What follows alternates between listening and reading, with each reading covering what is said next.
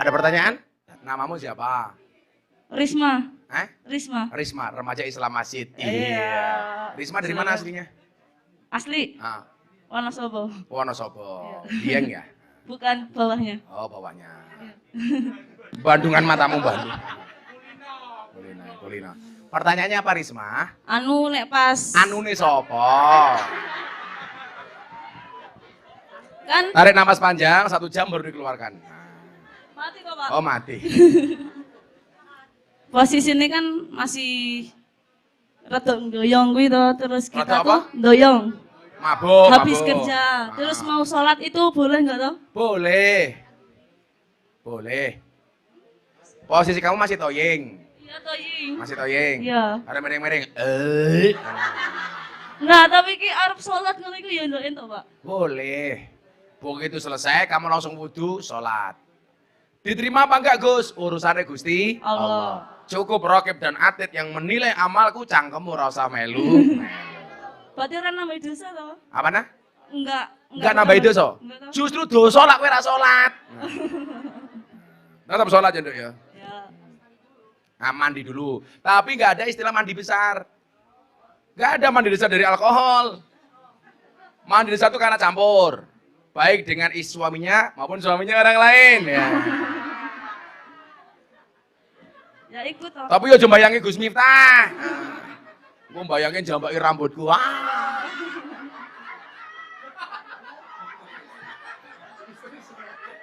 Kok kamu malah histeris gitu. Kamu ngebayangin ya? Jangan dong. Pak. Ternyata aku tidak suci dalam bayanganmu.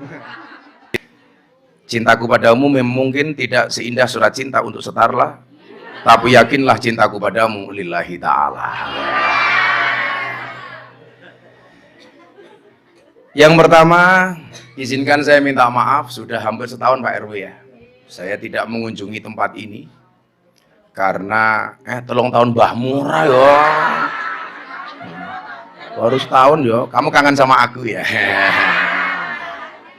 Mungkin hampir sekitar 8 bulanan lah, atau 10 bulanan saya tidak nyambangi tempat ini karena berbagai hal.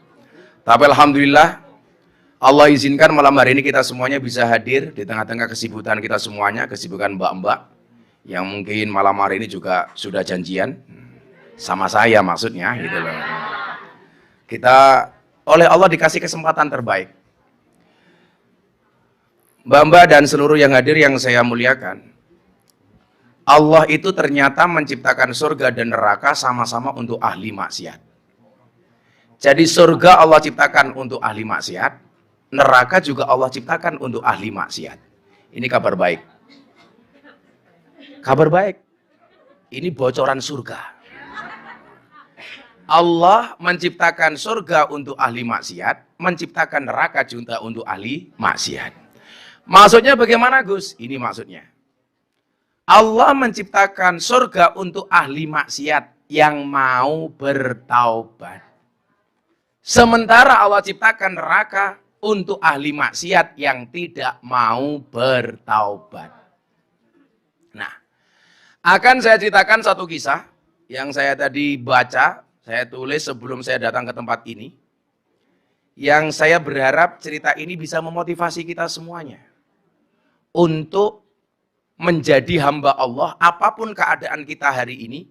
Mudah-mudahan kapanpun kita dipanggil oleh Allah dalam keadaan terbaik. Kan dulu pernah saya sampaikan mungkin mbak-mbak yang baru ikut ini atau mungkin yang sudah senior, tapi saya yakin nggak ada yang mau kerja di sini selama-lamanya. Nah, saya akan menjadi pegawai di sini selama-lamanya, nggak mungkin lah. Kalau toh kamu mau selama-lamanya, mungkin tamunya yang nggak mau. Gitu loh.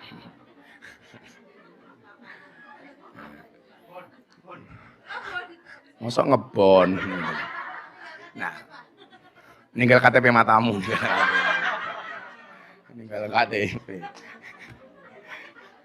Nah, sehingga kemudian urusan seseorang di akhir kematiannya, di akhir hidupnya, itu menjadi rahasia Allah. Saya selalu katakan apa? Allah itu merahasiakan masa depan agar kita berprasangka baik. Makanya ini kan nggak tahu masa depannya besok seperti apa. Nggak ada yang tahu. Kalau saya bilang apa? Masa depan itu seperti sekumpulan tempe. Artinya apa? Nggak ada yang tahu. Nggak ada yang tahu. Allah sengaja merahasiakan masa depan agar kita berprasangka baik, berencana yang baik, berusaha yang terbaik, serta bersyukur dan bersabar. Kenapa? Karena hidup itu isinya cuma dua, Nduk. Suka dan duka. Bagaimana cara menyikapinya? Bersyukur ketika suka, bersabar ketika duka. Lah ono tamu kuwi suka apa cita? Suka apa duka? Suka. Berarti lah ono tamu syukur apa sabar? Syukur. Lah tamune merongos? Merongos abape mambu. Duite pas-pasan. Serana pilihane belas. Pak Dan Ramil sering ke sini, Pak Dan Ramil? Sering ke sini? Oh, belum. Belum. Ternyata Pak Dan Ramil belum pernah ke sini. Insya Allah ini yang pertama dan nanti dilanjutkan sendiri. Iya.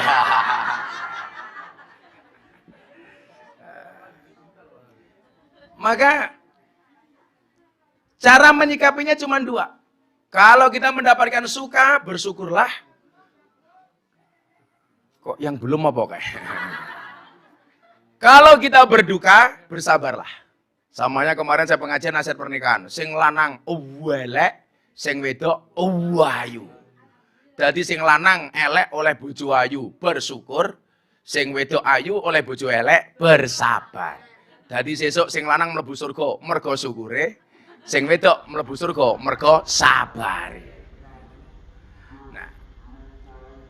Sehingga kemudian apa? Berangkat dari syukur dan sabar nanti kita akan berproses senantiasa pada jalan yang benar. Jadi para hadirin sekalian yang saya muliakan, bagaimana kemudian Allah itu mendesain hidup sedemikian indahnya. Kenapa saya katakan demikian? Bahkan Allah memberikan kesempatan bagi kita yang dianggap ahli maksiat itu sampai ajal menjemput kita. Saya mau cerita bagaimana kemudian Nabi Musa satu saat diperintah oleh Allah untuk mengurus jenazah laki-laki yang menurut kacamata manusia ahli maksiat. Jadi ada ahli maksiat yang orang sekampungnya nggak mau untuk memelihara jenazah itu. Akhirnya apa? Allah perintahkan Nabi Musa. Nabi Musa itu nabi yang paling gagah. Nabi yang paling gagah itu namanya Musa. Kalau nabi yang paling pintar namanya Khidir. Nabi yang paling kaya namanya Sulaiman. Nabi yang paling ganteng namanya Yusuf. Kiai yang paling ganteng namanya. Terima kasih, terima kasih.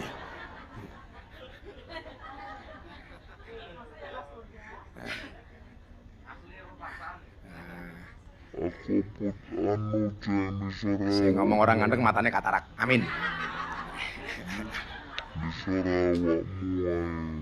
Ya kan saya bilang, saya itu tersinggung kalau ada mbak-mbak, mas-mas posting foto di media sosial, diedit cakep-cakep. Kasihan Gus Miftah yang sudah cakep dikira editan. Iya.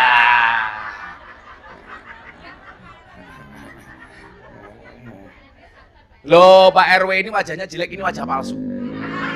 Aslinya lebih jelek umpama.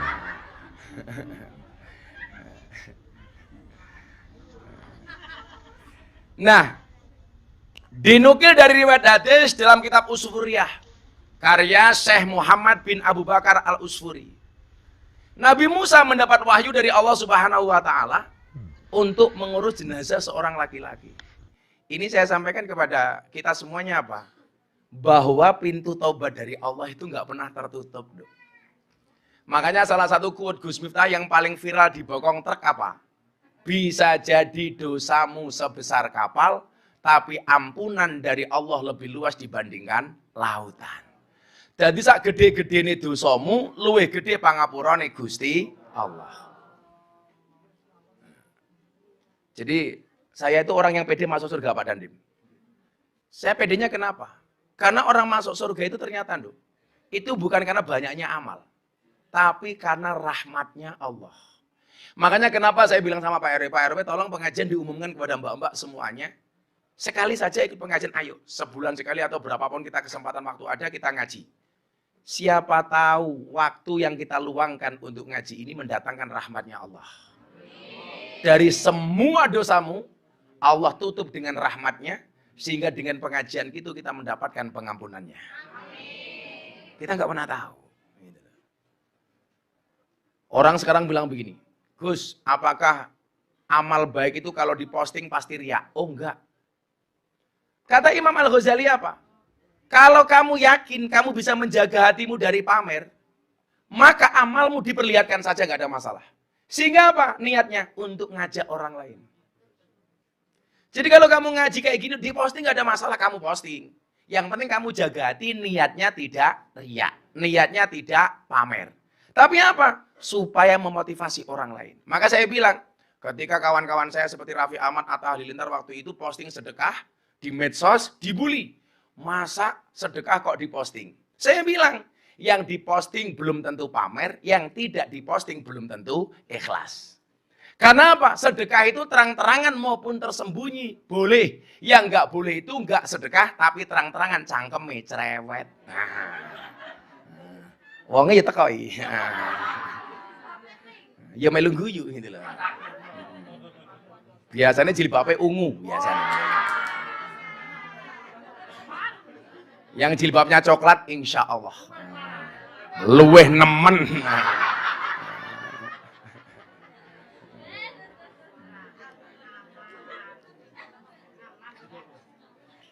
Nah, maka kemudian apa?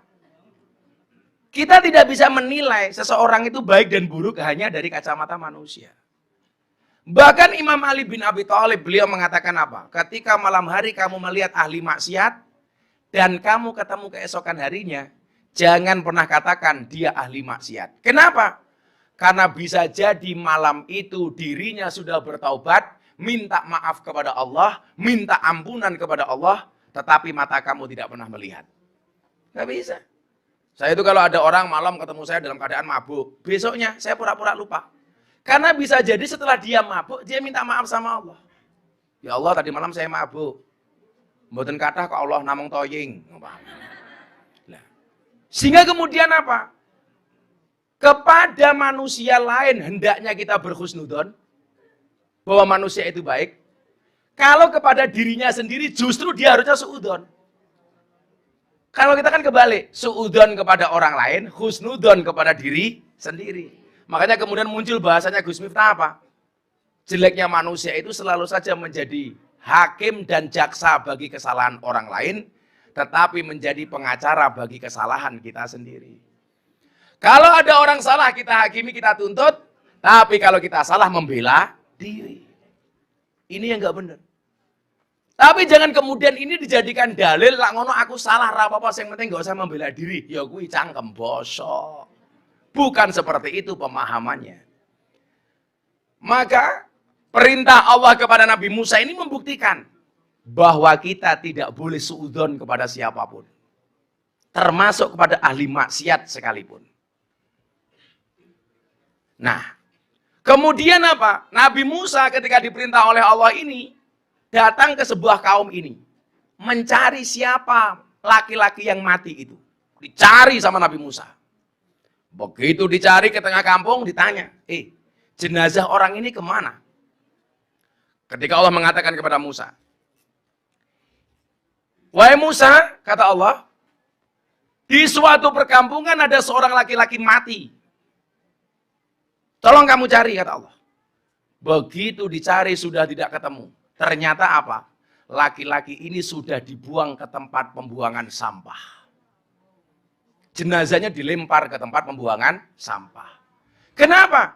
Karena menurut kaumnya, laki-laki ini adalah laki-laki yang ahli maksiat, banyak dosa. Dilempar, Pak. Tapi coba Anda lihat, hebatnya Allah memerintahkan Nabi Musa untuk ngurus langsung jenazah ini. Musa ketika mendapat perintah dari Allah langsung jawab, siap dan 86 laksanakan. Wah. Kalau di Sarkem beda dan siap dan 69 laksanakan. Wah.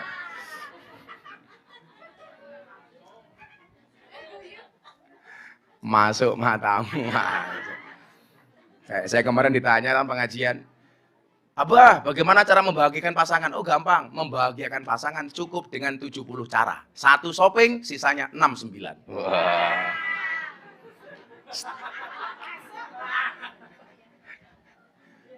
Karena cewek itu hobinya cuma 3, ngemil, ngemol, ngomel. Loh kan, cewek hobinya cuma itu toh? Ngemil, ngemol, ngomel. Makanya cewek sekarang kalau suruh nyari cowok, pilih mana? Good looking apa good rekening? Pasti pilih good rekening. Karena berangkat dari good rekening bisa menjadikan wajahnya glowing. Di balik wajah istri yang glowing, ada suami yang gulung-guming. Nah.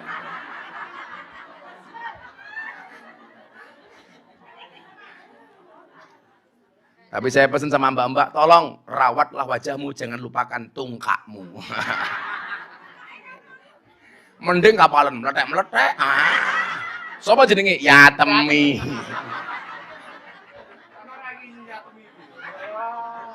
Ya Temi. Oh kak.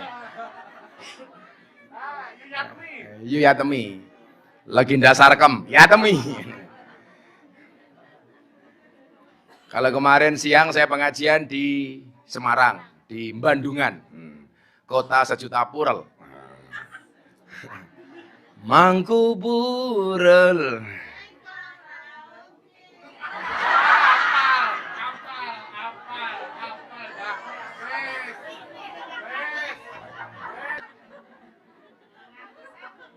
Nanti silakan Bapak yang ada di sini siapkan pertanyaan ke Gus Miftah. Satu pertanyaan tak kasih uang 300.000. Wah, luwih larang daripada suara rakyat. 5 tahun 20 ya. Nggak takon ndo, tak kayak duit. Nah, alah ngenyang gitu tambahi. Kok kayak aku tamumu yo. Tambahi. Emangnya aku cowok apaan? Kurang ajar. Tambahi bah. Kowe iki takon tak jawab tak sangoni kok cangkemmu cerewet. Kowe lek karo aku aja nyang-nyangan. Kan kudune gratisan.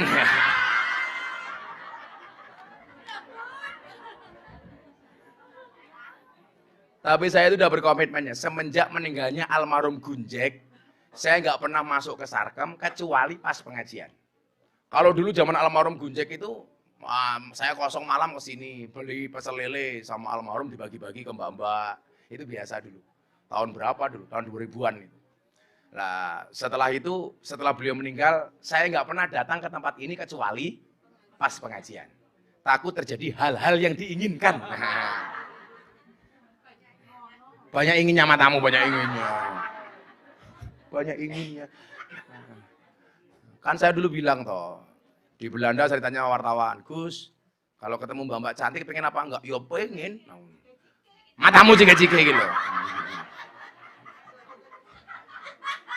Terus gimana Gus? Ya ngempet aku mana. Masuk kiai nyang-nyangan. Nanti Pak Dande masih mau pulang toh? Apa di sini Dan? Oh, Dan. Nah, akhirnya apa? Nabi Musa penasaran. Ini menurut manusia jelek, kenapa kok menurut Allah itu baik? Jadi kalau disuruh milih, Dok, baik di mata manusia, jelek di mata Allah, atau jelek di mata manusia, baik di mata Allah, tentunya kita milih walaupun jelek di mata manusia, tapi baik di mata Allah. Karena pada akhirnya apa? Alaihissallahu biahkamil hakimin. Hakim yang paling baik adalah Allah. Nah, akhirnya kemudian Nabi Musa mencari informasi apa yang menjadi kebaikan dari orang ini. Sehingga kok Allah mencintainya. Ternyata usut punya usut, ada beberapa amalan terakhir yang dilakukan oleh ahli maksiat ini. Sehingga kemudian apa? Amalan terakhir inilah yang kemudian mendatangkan ridhonya Allah. Makanya kalau kamu hidup itu yang dicari gak usah banyak-banyak, rahmat sama ridhonya Allah. Saya itu kenapa Dan nggak pernah berhenti ngaji kemana-mana? Karena saya nggak pernah tahu dari panggung mana rahmat Allah itu berikan kepada saya. Apakah yang datang yang puluhan ribu, kayak kemarin saya di Bantul 25.000 orang lebih. Kayak di Lampung dihadiri 20.000 orang lebih. Kemarin saya di Taiwan Dan hari Minggu kemarin, pas minggu ini saya pengajian di Taiwan, di kota Changhua. Yang hadir 15.000 orang. Saya pengajian ada 5 orang naik panggung. 1 orang Indonesia, 4 orang Taiwan. Langsung masuk Islam saat itu juga. 5 orang. Sehingga tahun 2023 ini, Dok, belum sebulan, saya sudah menuntun mu'alaf 10 orang. Baru Januari. Pak Sarjono mau dikafirkan?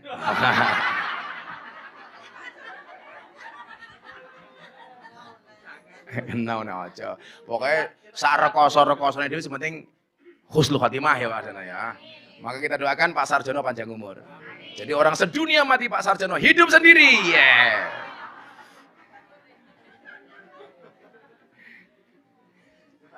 Aku tahu Pak Sarjono pacarnya siapa. Ini iya. Oh yang kok geding aku. Sehingga besok kalau kamu di alam kubur ditanya sama malaikat, man robuka, kula melu ngaji karo Gus Miftah malaikat. Ngono. Ora kaya Pak RW, man robuka malah jawab kamu nanya.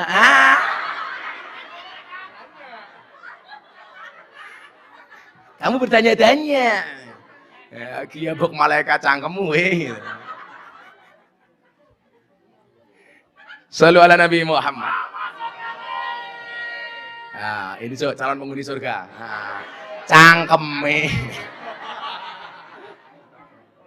Nah, kita lanjutkan sebelum kita tanya jawab. Puanase ra umum. Kalau saya badannya panas. Kalau sini burike sing panas utake. Karena pikiran yang kotor itu berangkat dari sesuatu yang bening. Iya.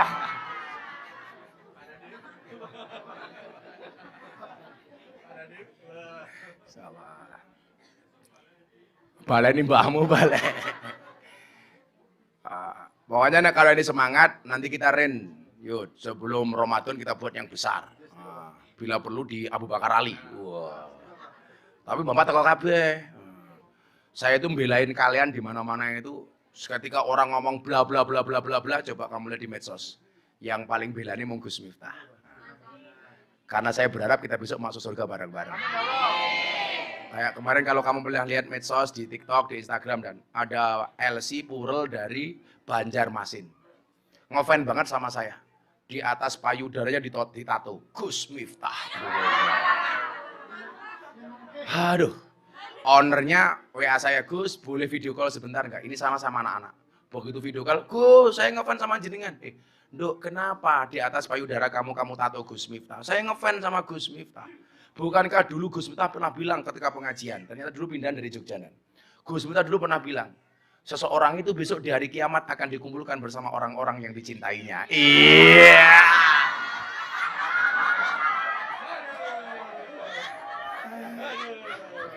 Langsung aku nyanyi. Begitu sulit. Lupakan silit. Makanya sekali lagi saya berdoa, mudah-mudahan saya bilang ini betul, Dok.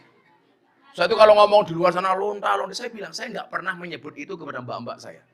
Kan nggak pernah, Bu ya. Siapa yang sering ikut pengajian Gus Miftah di sini? Pernah nggak Gus Miftah bilang para londe rahimakumullah? Nggak ada ceritanya. Contoh barusan nggak ada.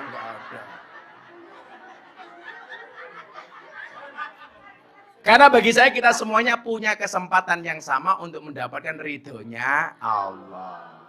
Makanya mudah-mudahan kita bersama di dunia bertetangga di surga. Nah, besok surgane Pak Danim nanti loh. Wow, Danim ini surga tak enceng kamare. Iya. Pak Danim lagi ngapain? Cike-cike.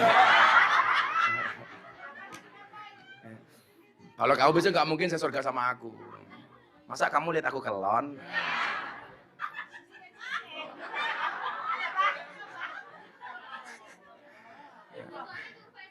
Nah, survei di sini. Makanya besok Laskar Jogja, Laskar Oraji itu Abah masuk surga tak ajak. Nah ya kuwi Laskar ki tugase survei. Jadi seorangnya Abah masuk surga, surgane disurvei karo Laskar. Surgane siap, Abah masuk, Laskare metu meneh. Wis lumayan loh survei kok. Nah, ternyata amalannya apa? Mbak, dengerin ya. Mudah-mudahan kita ditakdir oleh Allah minimal seperti orang ini. Walaupun kita ahli maksiat, kita masih punya kesempatan seperti ini. Amin. Coba dengerin. Ketika Nabi Musa bertanya, apa hebatnya laki-laki ini? Sehingga ketika menurut manusia dia jelek, tapi menurut Allah kok dia baik. Ternyata sebelum meninggal dunia, laki-laki ini berdoa 3 hal. Berapa Bu? 3. Tolong lihat jari saya. Pamer apa? Kan emang bagus. Ya udah dibalik.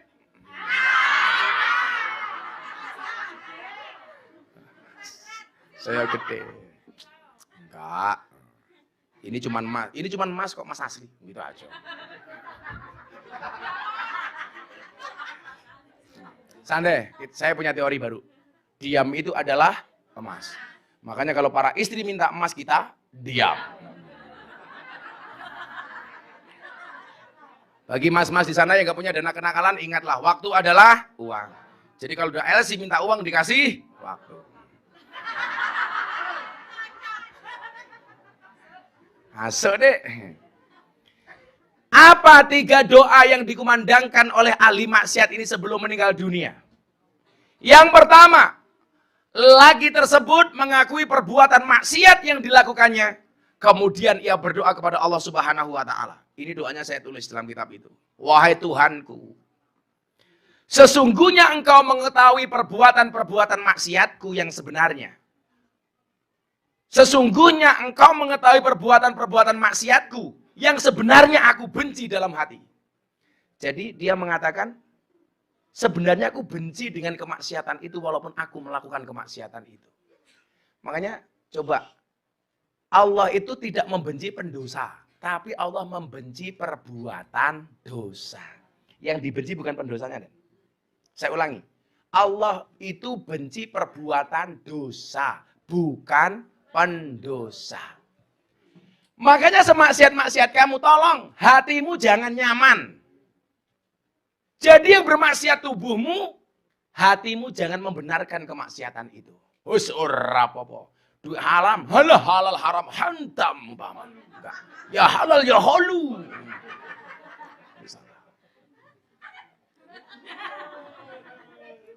Kamu terpesona sama aku ya.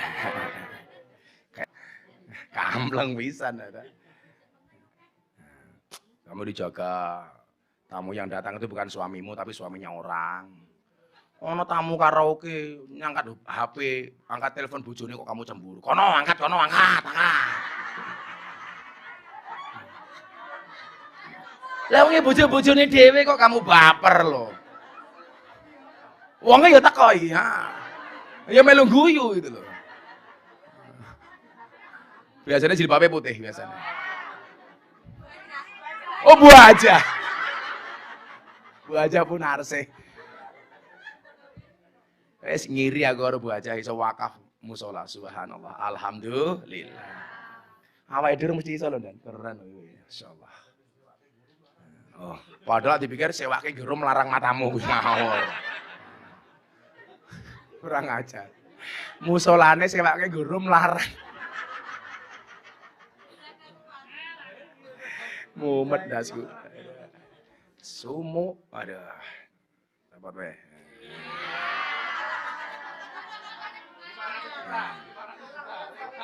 Apa arep jaluk blangkone 900 juta kita katanya. Blang sak ndase matamu sak ndase. Kurang ajar. Blangkone 900 juta sak ndase.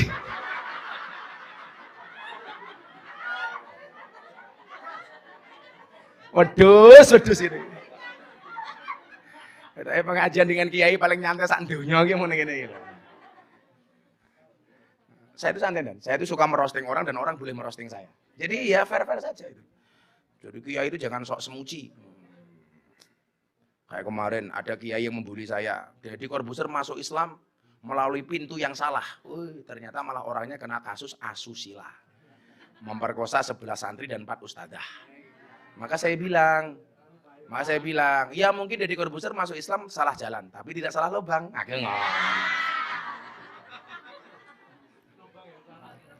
Lubang yang salah.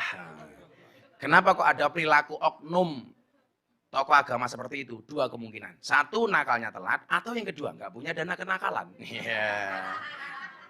Betul, Mbak? Ana wong ngajuk malah beksone lato-lato. Tolong para suami siapkan lato-lato di rumah. Sehingga ketika istrimu cerewet kamu bunyikan etek. Lomba lato-lato dengan cangkem cerewet. Kok dietek-etek tetap cerewet gampang. Tatap ke cangkem nih. Iya, ngono lho Ndana. Kowe tok Pak Dandem lak ning kantor galake ra ning umum. Ning omah karo bojone ya iki ya. Aku hooh dan wong lanang ini di luar kayak harimau, ning omah ya kayak kucing. Kemudian yang kedua apa? Sang lelaki ini juga mengakui bahwa tempatnya semasa hidup berada di lingkungan orang fasik, orang yang banyak dosa lah. Meski demikian, ia juga pernah berada sekitar orang soleh dan mengaku lebih senang berada di sana. Kemudian dia mengatakan apa? Wahai Tuhanku, Engkau tahu aku melakukan perbuatan maksiat dan tempatku adalah bersama orang-orang fasik yang banyak dosa. Akan tetapi, sebenarnya aku juga senang ketika bersama orang soleh dan senang dengan sikap zuhud mereka. Tentu tempat bersama mereka lebih aku senangi daripada bersama orang fasik. Ini seperti pengajian malam hari ini. Mungkin kalian berada di lingkungan orang fasik, orang yang banyak dosa. Tetapi di hati kamu harus kamu tanamkan. Saya lebih bahagia ketika ketemu dengan orang soleh. Pak Soleh mbahmu, Pak Soleh.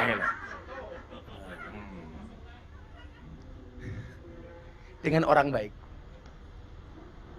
Jadi bahasanya ini, sak nyaman-nyamanku di room karaoke, ternyata aku lebih nyaman ketika datang di tempat pengajian. Bisa nggak hatinya seperti itu? Hey, bro, sis, oh ya. Itu saja yang Allah minta. Saya lebih nyaman ketemu dengan orang baik dibandingkan saya ketemu orang fasik.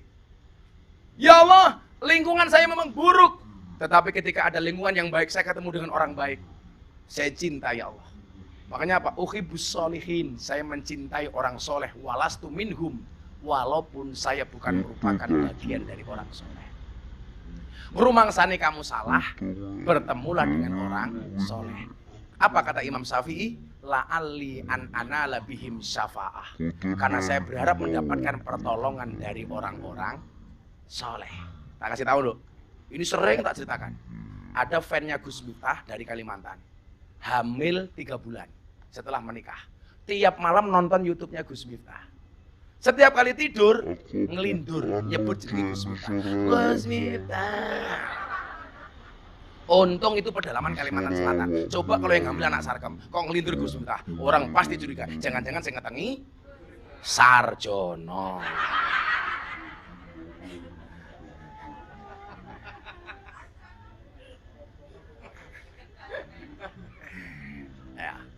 Akhirnya apa, Nduk? Bilang apa? Pak, Mbok ke Jogja. Anaknya bilang sama bapaknya. Ngapain, Nduk? Minta video greeting ucapan kehamilan saya dari Gus Miftah.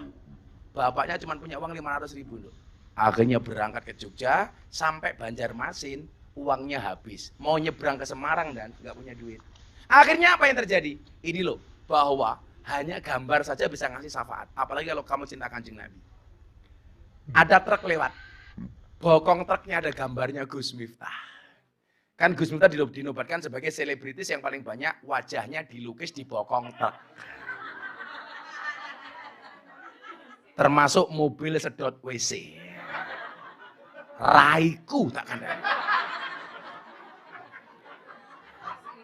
Apa rumangsane raiku rupane kaya kloset, aku ora paham.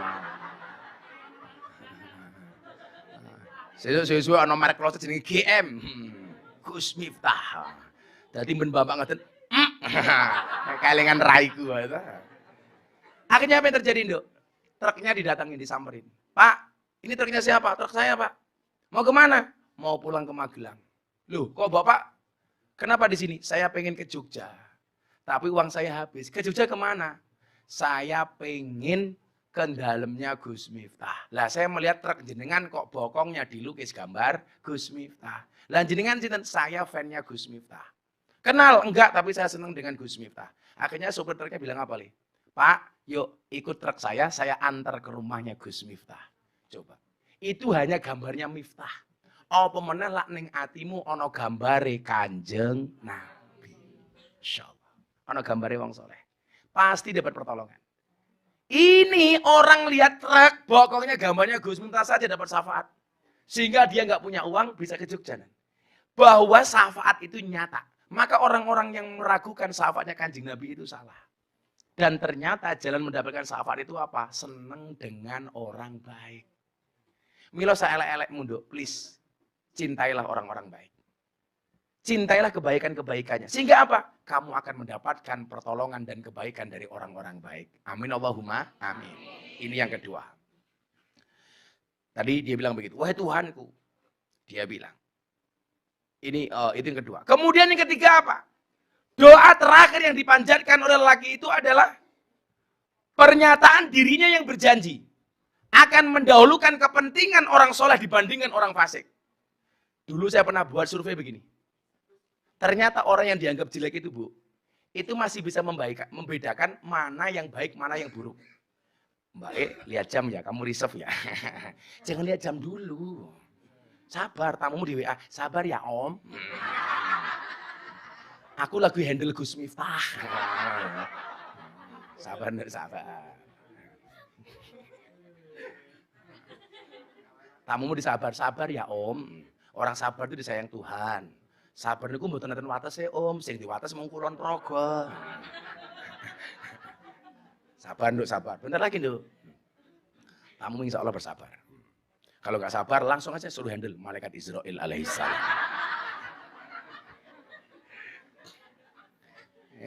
Silakan 3 orang penanya habis ini, siap-siap. Tak kasih uang. Santai, Kiai Sugih. Urung. Dulu saya buat survei begini, Dok. Rungokno ya, yang belum pernah dengerin. Ternyata orang yang dianggap banyak dosa sekalipun, itu masih bisa membedakan mana yang baik, mana yang buruk. Contoh rungokno ini. Ono kiai berjalan sama germo. Ono tamu datang. Ono kiai karo germo. Kira-kira yang dicium tangannya oleh tamu yang datang, germo apa kiai? Tetap kiai. Itu menunjukkan apa? Orang yang dianggap jelek sekalipun masih bisa membedakan mana yang baik, mana yang buruk. Padahal kalau dilihat dari kepentingan, lebih menguntungkan germo dibandingkan kiai. Satu. Yang kedua, saya pengajian di sini, ada tamu datang. Padahal pengajian belum selesai. Mereka ndelik, waduh, jangan pengajian Gus Miftah, isin aku ndelik. Orang mungkin dia teriak-teriak, Gus, aku main ngelonde. Nggak ada. Wah, nggak ada. Berarti apa? Dia masih malu. Dan ternyata salah satu tanda kebaikan seseorang itu ketika dirinya masih punya sifat malu. Dok, malu. Minimal kamu malu sama Allah. Nggak usah malu sama saya. Malu sama Allah. Nah kemudian yang terakhir, doa dari laki-laki ini apa? Wahai Tuhanku, seandainya engkau memaafkan dan mengampuni dosa-dosaku, para wali dan nabi akan merasa senang, sedangkan setan-setan, musuhku dan musuhmu akan sedih. Begitupun sebaliknya. Maka kamu bilang, ya Allah, sejelek-jeleknya saya ya Allah, tolong ampuni saya. Karena kalau engkau ampuni aku, berarti Allah, berarti nabi senang, kiai senang, orang soleh senang. Tetapi kalau engkau nggak mengampuni aku, setan senang, iblis pun senang. Saya doakan semuanya, dosanya diampuni oleh Allah Subhanahu wa Ta'ala. Amin Allahumma amin. Siapkan pertanyaan, kita selawatan dulu. Shallu ala Nabi Muhammad. Ada pertanyaan? Namamu siapa? Risma. Risma, remaja Islam Masjid. Iya. Risma dari mana aslinya? Asli. Wonosobo. Wonosobo. Dieng ya? Bukan, bawahnya. Oh, bawahnya. Bandungan matamu Bandung. Kulina. Pertanyaannya apa Risma? Anu nek pas. Anune sopo? Kan tarik napas panjang 1 jam baru dikeluarkan. mati kok, Pak. Oh, mati. Posisi ini kan masih rada doyong gitu, terus kita Rada apa? tuh doyong. Mabuk. Habis kerja, terus mau sholat itu boleh nggak toh? Boleh. Posisi kamu masih toying. Iya toying. Masih toying. Iya. Ada mereng-mereng. Nah, tapi ki arep sholat ngono iku ya ndoken toh, Pak. Boleh. Begitu selesai kamu langsung wudu, sholat. Diterima apa enggak Gus? Urusannya Gusti Allah. Cukup Rokib dan Atid yang menilai amalku, cangkemmu ora usah melu. Berarti orang nambahin dosa toh? Apa nah? Enggak Nambahin dosa. Enggak toh? Justru dosa lah kowe ora salat. Tetap sholat ya, Nduk ya. Ya. Nah, mandi dulu. Tapi nggak ada istilah mandi besar. Nggak ada mandi besar dari alkohol. Mandi besar itu karena campur. Baik dengan suaminya maupun suaminya orang lain. Ya. Ya ikut toh. Tapi yo jembayangi Gus Miftah. Gue bayangin jambaki rambutku.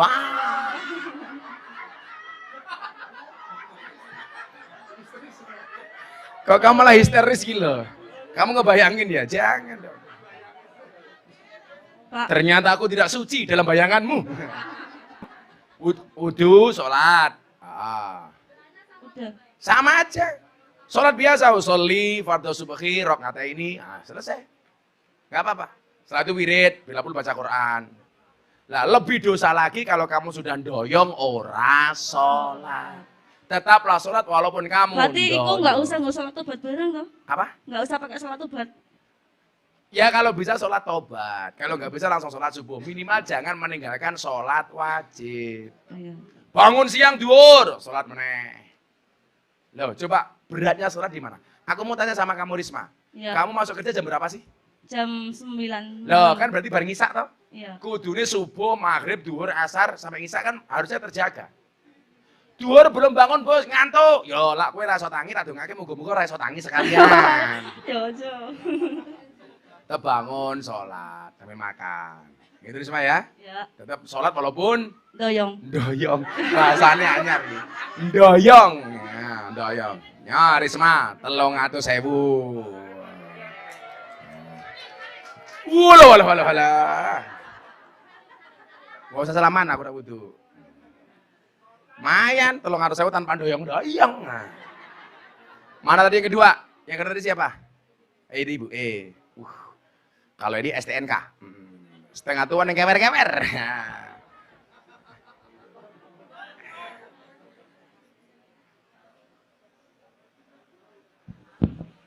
Gus mau tanya. Namanya siapa? Ruli. Ruli. Ya. Kok kayak wong lanang? Ruli. Mbak Ruli dari mana? Asli sini. Asli Sarkom. Oke. Mau tanya Gus. Aku mau jawab. Kalau uang yang kita uang yang kita dapat dari pekerjaan ini itu haram nggak kalau buat keluarga? Kalau saya bilang ya haram ya haram. Ya. Kalau kamu nanya halal apa haram, saya jawab ya haram. Ya. Nah, terus pertanyaannya apa? Ya itu haram atau? Ya haram. Keluarga? Ayo. Haram. Saya nggak mungkin mengatakan haram halal. Ya haram ya haram. Tapi gimana Gus, saya belum punya pekerjaan lain. Lah itu urusan nanti. Tapi kalau kamu ngomong ini halal apa haram ya saya jawab haram. Berarti saya menafkahi keluarga saya dengan sesuatu yang haram. Lah faktanya. Tapi gimana Gus, belum ada yang lain? Berusaha untuk cari yang lebih baik. Ditabung kok saliane. Kalau kamu nanya halal apa haram, ya jelas. Karena al-halalu bayyinun wal haramu bayyinun. Yang haram itu jelas dan yang halal itu jelas. Yang halal jelas, yang haram jelas. Saya kira menurut jenengan dewe umpamanya, halal apa haram? Haram. Lah iya dene takon rupamu. Liruli gitu loh. Lah. Makanya coba kamu nabung sambil berusaha untuk menjadi yang lebih baik. Mumpung masih dikasih kesempatan oleh Allah. Ruli ingat kata Gus Miftah. Orang itu sering membandingkan antara uang dan waktu. Ada perbedaan yang sangat penting antara uang dan waktu. Kamu dengerin. Semua orang bisa tahu berapa sisa uang yang dimilikinya. Tapi semua orang tidak pernah tahu berapa sisa waktu yang dimilikinya. Tapi lucunya apa? Banyak orang kehilangan waktu demi uang. Orang nangis ketika kehilangan uang, tapi tidak pernah nangis ketika kehilangan waktu. Padahal apa? Kita tidak pernah tahu berapa sisa waktu yang Allah berikan kepada kita. Betul? Catat. Terima kasih Mbak Duli. Nyo, 300.000. Enak men golek duit. Terima kasih Mbak Duli ya. Mana yang terakhir tadi? Kalau ini tadi STNK Mbak Ruli, kalau ini STMM, setengah tua Meh Modar. Mbak siapa namanya? Bu siapa? Kok nggak bunyi Bu? Assalamualaikum warahmatullahi wabarakatuh. Waalaikumsalam. Saya tahu kenapa Bu Endang pegang mic pakai tangan kiri, pamer gelang. Iya. Iya, ngene-ngene kayane. Bu Endang di sini kerjanya? Enggak. Apa? Saya adiknya yang Oh, adiknya Yangti. Tanya Bu Endang. Tanya kan besok masuk, bukan nggak ada hubungannya ya. Besok kan Enggak usah masuk bulan hubungannya, Rajab. sudah, enggak usah tanya. Ada, Oh, besok kan ada. bulan Rajab. Ah. Nah, yang saya tanyakan di sini itu bulan Rajab kan Kowe matimu saban ngono. tajak loh. Oh, tajak. Bareng-bareng nanti. Afdolnya puasa Rajab itu dilakukan tuh berapa hari? Dan mungkin mbak-mbaknya juga nggak ada yang tahu doanya ya apa. Tolong Gus Miftah nanti dibacakan doanya puasa Rajab. Kan besok Ini doa mulai. dulu. Yuk, doa masuk bulan Rajab. Bismillahirrahmanirrahim. Bismillahirrahmanirrahim. Allahumma barik lana Allahumma barik lana fima razaqna tak ajar. Fi Rajaba fi Rajab wa Sa'bana Sa'bana wa balighna Robalikana Ramadana. Ramadan. Allahumma Allahumma barik lana barik lana fi Rajaba fi Rajab wa Sa'bana Sa'bana wa balighna Robalikana Ramadana. Ramadan. Seberapa banyak pun dosa kita di hadapan Allah, Allah mengampuni dosa-dosa kita. Bismillahirrahmanirrahim. Allahumma salli ala Sayyidina Muhammad wa ala ali Sayyidina Muhammad walhamdulillahi rabbil alamin. Hamdan syakirin, hamdan na'imin, hamdan yuafi ni'amahu wa yukafi mazidah. Ya Rabbana walakal hamdu kama yanbaghi li jalali wajhikal karimi wa adimi sultanik. Ya Allah yang Maha Rahman, ya Allah yang Maha Rahim. Ya Allah yang Maha Kasih, ya Allah yang Maha Sayang. Begitu banyak karuniamu ya Allah. Begitu banyak anugerah rizkimu yang kau berikan kepada kami ya Allah. Bahkan ya Allah, di saat kami bermaksiat, di saat kami bergelimang dengan dosa, diselimuti dengan segala perbuatan salah dan dosa, Engkau masih memberikan rizkimu kepada kami hamba-hambamu. Itu semua ya Allah menunjukkan betapa sayangnya Engkau kepada kami ya Allah. Ya Allah ya Rabb, kami sadar diri. Semua kebaikanmu, anugerahmu, rizkimu senantiasa kami balas dengan perbuatan dosa. Kami balas dengan kemaksiatan, kami balas dengan kesalahan, kami balas dengan kekhilafan. Untuk itu ya Allah, perkenankan kami, izinkan kami malam hari ini ya Allah, menengadahkan kedua tangan kami, menghusukkan hati dan pikiran kami untuk bermunajat kepadamu ya Allah. Ampuni dosa-dosa kami ya Allah. Ampuni kesalahan kami ya Allah. Ampuni kekhilafan kami ya Allah. Ampuni kemaksiatan kami ya Allah. Baik yang besar maupun yang kecil, baik yang terang-terangan maupun yang tersembunyi, baik yang kami lakukan secara bersama maupun sendiri ya Allah. Ya Allah ya Rabb, ampuni pula dosa kedua orang tua kami. Sayangilah mereka ya Allah sebagaimana mereka menyayangi kami. Kasihilah mereka ya Allah sebagaimana mereka mengasihi kami. Jaga mereka ya Allah, panjangkan umur mereka ya Allah. Izinkan kepada kami ya Allah untuk dapat membahagiakan mereka ya Allah. Jangan pernah kau jadikan kami hamba-hambamu yang durhaka ya Allah. Durhaka kepadamu maupun durhaka kepada kedua orang tua kami ya Allah. Berikan kepada kami semua yang hadir ya Allah untuk membalas kebaikan kedua orang tua kami ya Allah. Birrul walidain ya Allah. Kami semuanya punya cita-cita ingin membahagiakan kedua orang tua kami. Kami semua yang hadir ya Allah mempunyai cita-cita ya Allah. Ingin menuntun kedua kaki orang tua kami untuk ziarah Makkah Madinah ya Allah. Ya Allah ya Rabb. Jadikan kami ya Allah senantiasa anak yang berbakti kepada mereka ya Allah. Sehingga kami termasuk qurrat a'yun bagi kedua orang tua kami ya Allah. Ya Allah ya Rabb. Siapapun yang hadir malam hari ini ya Allah. Dalam keadaan sakit engkau angkat semua penyakitnya ya Allah. Siapapun yang hadir dalam keadaan bermasalah. Engkau berikan jalan keluar dan solusi dari masalah yang kami hadapi ya Allah. Siapapun yang datang di tempat ini ya Allah. Dengan segala kesulitannya ya Allah. Kesulitan hidup, kesulitan ekonomi, kesulitan jodoh dan kesulitan lainnya ya Allah. Berikan kemudahan kepada kami ya Allah. Siapapun yang hadir dengan segala hajat, cita-cita dan doanya. Kabulkan hajat kami, kabulkan doa kami. Kabulkan cita-cita kami ya Allah. Berikan kepada kami kebaikan di dunia ini ya Allah. Dengan kehidupan yang layak. Ekonomi yang mapan, pekerjaan yang lancar, keluarga yang sakinah, keturunan yang soleh-solehah, dan kehidupan yang istiqomah. Ya Allah ya Rabb, tunjukkan kepada kami bahwa yang benar itu benar. Dan Engkau memberikan kekuatan kepada kami ya Allah untuk menjalankan kebenaran itu ya Allah. Tunjukkan kepada kami bahwa yang salah itu salah ya Allah. Dan Engkau berikan kekuatan kepada kami untuk menjauhi segala kesalahan itu ya Allah. Berikan pula kepada kami kebaikan kelak di akhirat. Jauhkanlah kami dari siksa kubur. Jauhkanlah kami dari siksa neraka. Jauhkanlah kami dari siksa di padang mahsyar. Birahmat, dan jadikan akhir hidup kami husnal khatimah. Rabbana atina fid dunya hasanah wa fil akhirati hasanah wa qina adzabannar.